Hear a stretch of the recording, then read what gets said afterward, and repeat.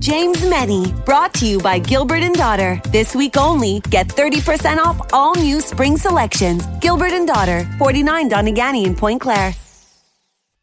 James Mennie is with the Montreal Gazette. Hello, James. Hello, Matt. How are you? Well, it's on the cusp of a long weekend, and as you just mentioned to our listeners, there's an Old Testament thunderstorm rolling through. So yeah, how could things get any better than this? I hope you put your top. I hope you put the top to your convertible up. Oh yeah, it's up. In fact, right after this hit, I'm going to go and put my car in the garage because there's always a possibility. There's a prior possibility of hailstones the size of tennis balls. All right. So speaking of hailstones, Francois Legault says he may stay till 2030.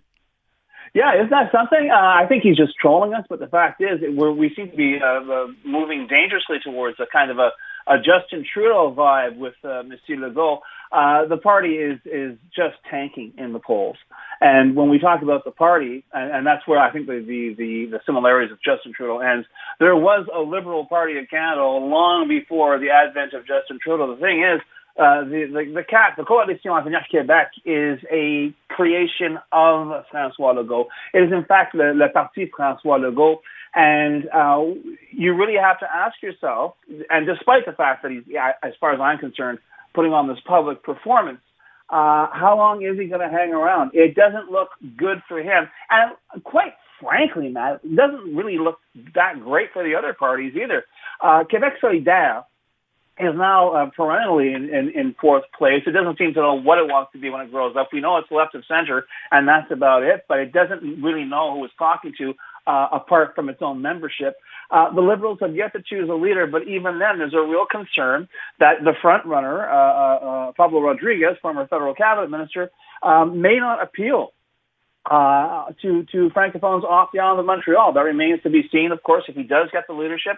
The Parti québécois, which holds all of 5 seats of the 125-seat legislature, they're the front runners. They're well ahead of the CAQ and the Liberals. And, you know, if an election were held today, Matt, they would form the government, perhaps a majority government. The problem is they will also be holding a referendum on sovereignty, which is the absolute last thing anybody wants in Quebec, and yet seems to be front and center in the mind of party leader Paul Saint-Pierre Plamondon.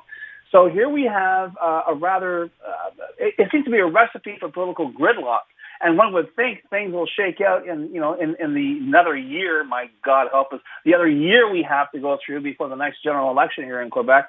But right now we are in a weird situation where François Legault, who at one point, father of the Quebec nation, everybody's source of comfort during the pandemic, is beginning to resemble like the guest who simply won't leave.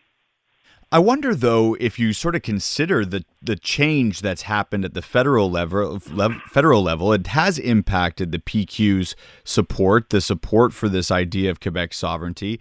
Perhaps Legault sees maybe a window where, the Liberal Party hasn't got their act together yet. The as you mentioned, the Quebec Solidaire does not have its act together, it seems. And so maybe he sees, especially if he can get some pictures next to Carney and there's some movement on in the U.S.-Canada relationship, maybe he sees an opportunity to win back some support.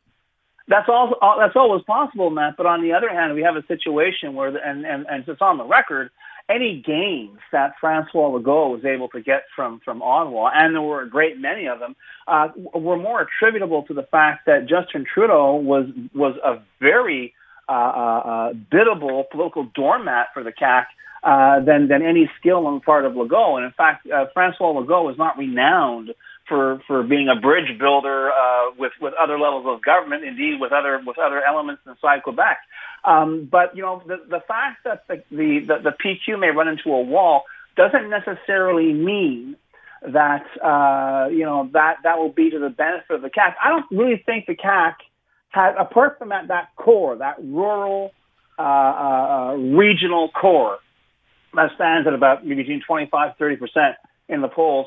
I don't think the CAQ, which was supposedly an alliance of sovereignists and federalists, has a very, very deep basis of loyalty. I'm pretty sure that, to a certain extent, the Federalists, if it looks like the Liberals will come back, the Federalists will move their votes over, and much in the same way, the Sovereigntists will move their votes over to the PQ just to save the furniture, as we say in these parts.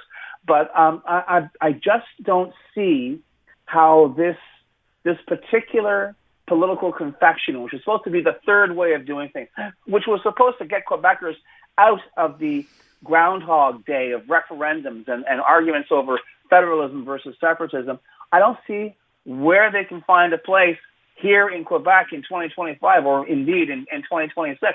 I just don't see the same kind of sales points now that they had 8 years ago. And there's more news on the Sack-Click fiasco. Oh my God!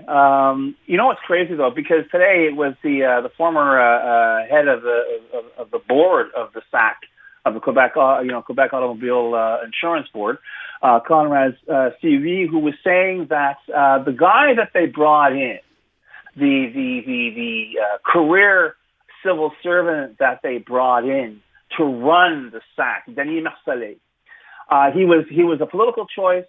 He'd been working with Geneviève Guilbeault over in public security. He's a career bureaucrat, but he had absolutely zero fight time when it came to dealing with digital technology, changing over to digital, which is fine, and I guess that could be a nice earth-shattering headline for you. But my problem is I don't think Monsieur Marcellet or anyone at that level was necessarily responsible for the crash and burn. Perhaps there should have been more oversight, but I think if there's an issue that made the Sack-Click changeover into such a fiasco, it was at the mid-level. Somebody somewhere was not doing their job.